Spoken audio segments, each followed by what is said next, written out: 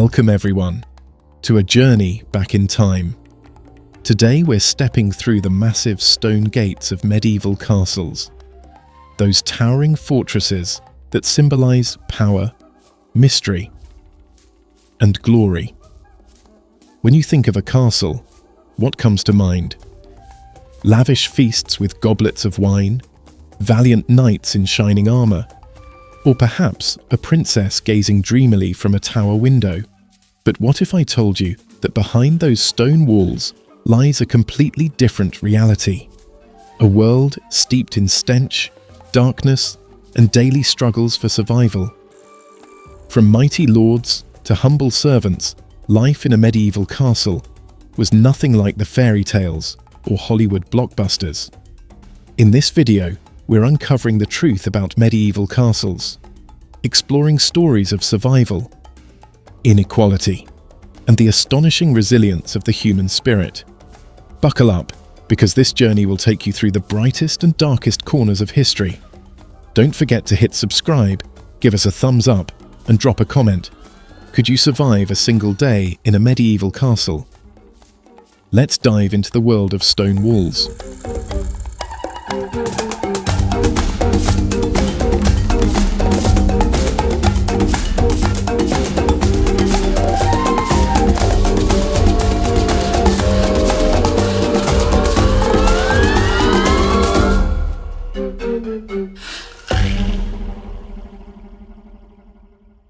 Let's kick off our journey with one of the most unpleasant aspects of castle life: sanitation, or rather, the lack of it. Imagine living in a place with no running water, no flush toilets, and a stench that clings to every corner. In medieval castles, waste from everyone, nobles and servants alike, was dumped straight into cesspools deep beneath the castle. These pits were like giant, never-cleaned septic tanks, emitting a smell so foul it could make you gag from a mile away.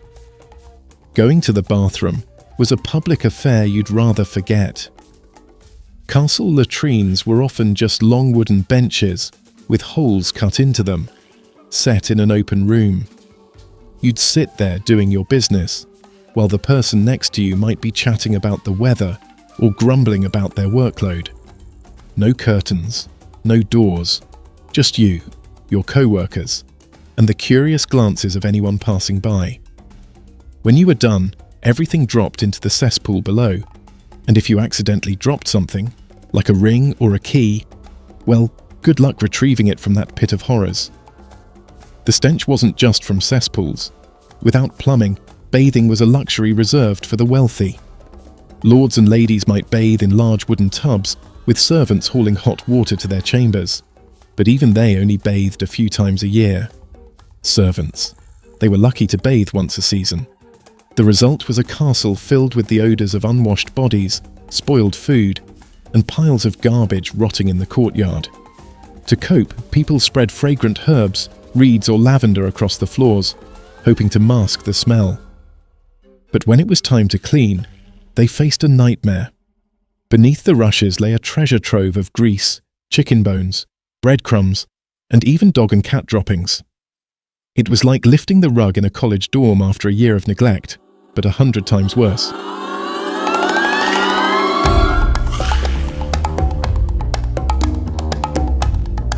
Picture yourself as Agnes, a 15-year-old servant in an English castle in 1340. Every day, Agnes hauls water from the well, scrubs floors, and clears filthy rushes.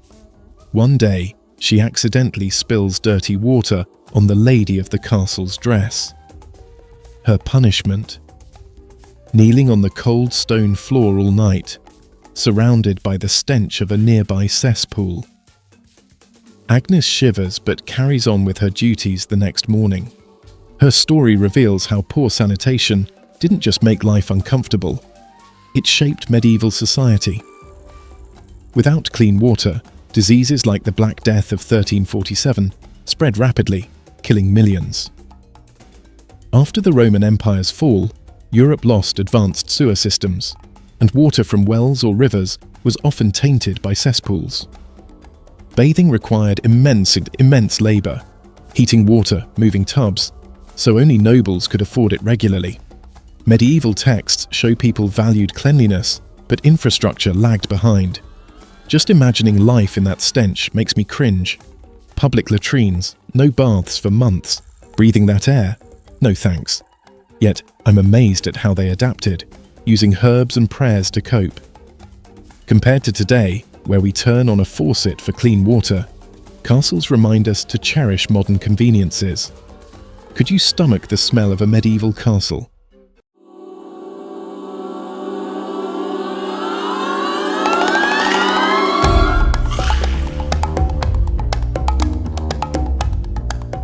A medieval castle wasn't just a home for a lord's family. It was a bustling community like a small city encased in stone. Imagine this: the lord, lady, their children, extended relatives, plus dozens of servants, cooks, blacksmiths, guards, and even travelling minstrels, all packed into a cramped space. A large castle could house up to 100 people, from newborns to the elderly. The air was always filled with noise, activity, and endless tasks.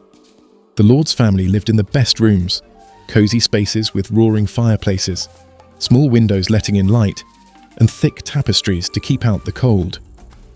But the servants, they were crammed into dark, chilly corners, often with just a thin blanket to fend off the bone-chilling cold. Some slept on stone floors, near stables or kitchens, to catch a bit of warmth. Life was an endless cycle of work. Servants cleaned the great hall, tended livestock, washed clothes, and catered to the lord's every whim. Meanwhile, the lord and lady focused on grander tasks, managing lands, negotiating with other nobles, or preparing for war. But don't think the servants' lives were all misery. Castles, harsh as they were, offered protection from outside dangers like bandits, wars, or famine. In exchange, servants worked from sunrise to sunset, making the most of natural light since castles were dim, even during the day.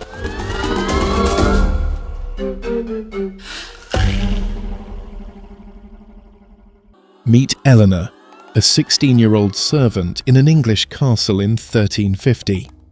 Each day, Elena rises at dawn, sweeps the great hall, fetches water, and serves the lord's breakfast.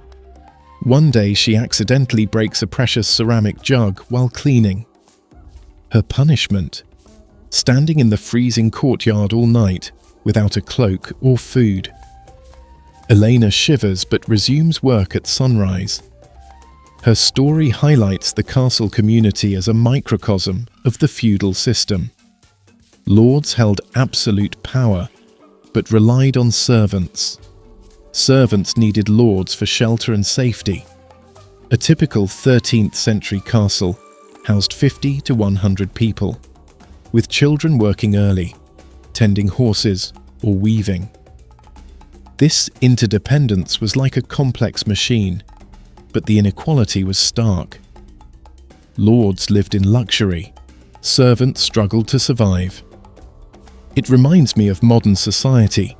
Despite technology, the gap between the elite and workers remains wide. I'm amazed at how castle dwellers coordinated, like a team where the coach lives in a mansion and players sleep on the street. How did they stay motivated? Maybe a joke in the kitchen or deep faith.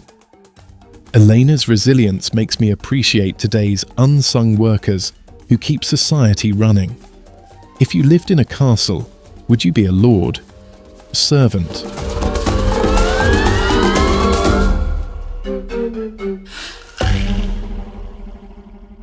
If you thought stench and crowding were bad, brace yourself for the darker side of castle life. First, let's talk about rats. Not the cute ones in cartoons, but disease-carrying pests that gnawed food and scurried everywhere. Castles were rat havens.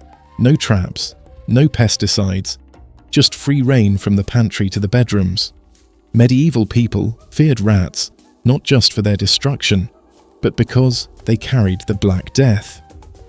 The plague of 1347 wiped out nearly half of Europe, and castles, with their filthy conditions, were perfect breeding grounds for disease.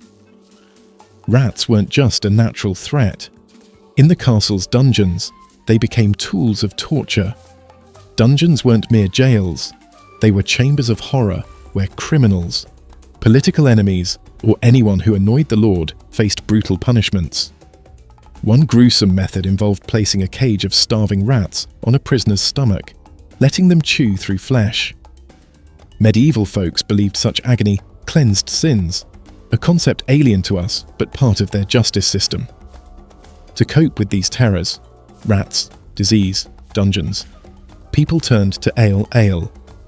Castle water was often filthy, sometimes more dangerous than disease, tainted by cesspools or garbage. Ale was the go-to drink, safe because brewing killed bacteria. From cheap ale for servants to fine wine for nobles, alcohol was everywhere. Even children sipped ale. It was the only way to avoid waterborne illness.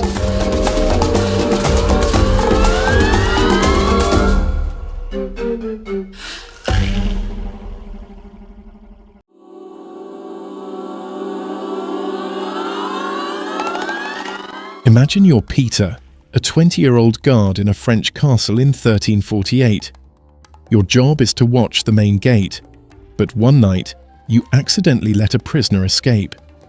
Your punishment: a week in the dungeon where rats crawl over you every time you try to sleep. Their gnawing sounds haunt you long after release.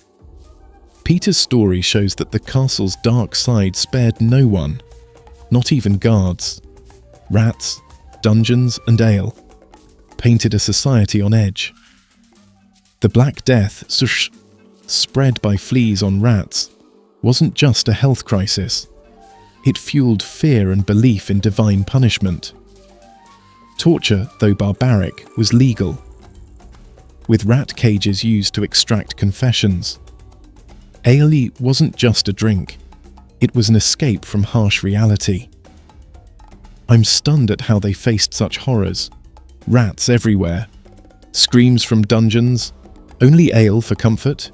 I wouldn't last a day. How did they not give up? Maybe community or hope for better days kept them going. Compared to today, with pest control and clean water, castles show humanity's ability to endure the worst. Would you turn to ale to survive castle life?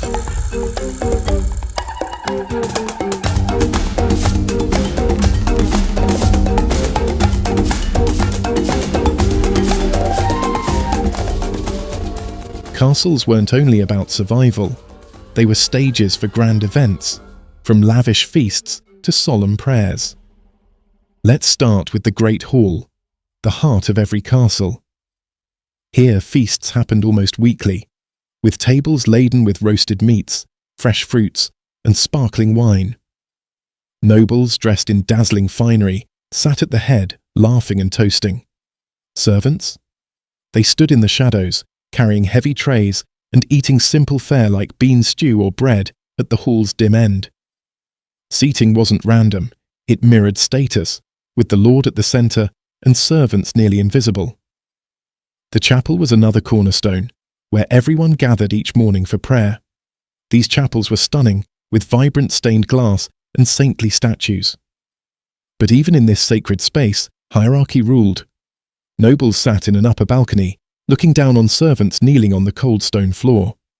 The chapel strengthened faith, but also reminded everyone that even before God, people were divided by rank. Not everything was grand. The kitchen, where feasts were prepared, was one of the most dangerous places. Early medieval kitchens were often wooden, and a single spark from the hearth could burn the castle down.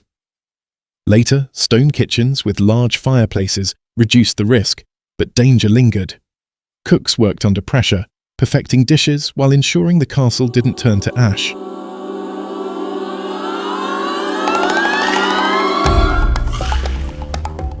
Meet Marie, a cook in a German castle. In 1325, Marie slaved 14 hours a day, roasting meats and mixing spices for the Lord's feasts. One evening, a stray ember ignited a nearby cloth. Marie doused the flames, saving the castle, but was scolded for delaying the banquet. Her story shows that even skilled workers faced relentless pressure and injustice just for not being noble. Feasts weren't just meals, they were power displays, with lords flaunting wealth and forging alliances over dishes like roasted swan or peacock. Reserved for elites, chapels with their beauty connected people to faith, but their two-tiered design mirrored feudal divides. Kitchens, despite risks, showcased human ingenuity in serving the upper class. I love picturing those feasts, like a lavish Christmas party. But it's unfair that servants ate stew in the corner while nobles savoured delicacies. The chapel's balcony setup is such a bold power move, praying but knowing you're beneath the elite. And the kitchens? I'm shocked more castles didn't burn down. Compared to today, with restaurants and churches open to all, castles show society's progress, but we still have lessons to learn about fairness. Would you join a medieval feast, even if stuck in the back?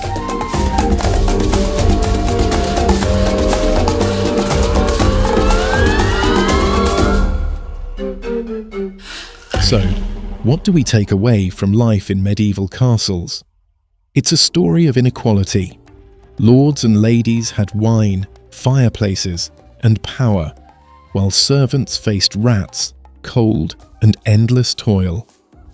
Castles were microcosms of feudal society, where your birth determined your fate. Yet, what's astonishing is that despite the stench, disease, torture, and fire risks, people kept going. They built communities, found solace in faith, and threw feasts to escape the harsh reality. The biggest lesson is resilience. Medieval people had no clean water, no medicine, no conveniences we take for granted.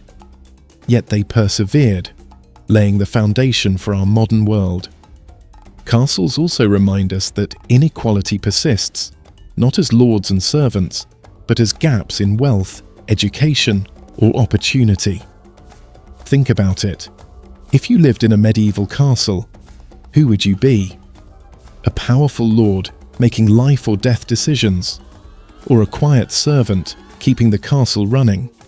Share your thoughts in the comments and hit subscribe to catch our next historical journey. We can learn so much from the past, but only if we dare to look at it, both its glory and its shadows. Thanks for joining me on this adventure. See you in the next video.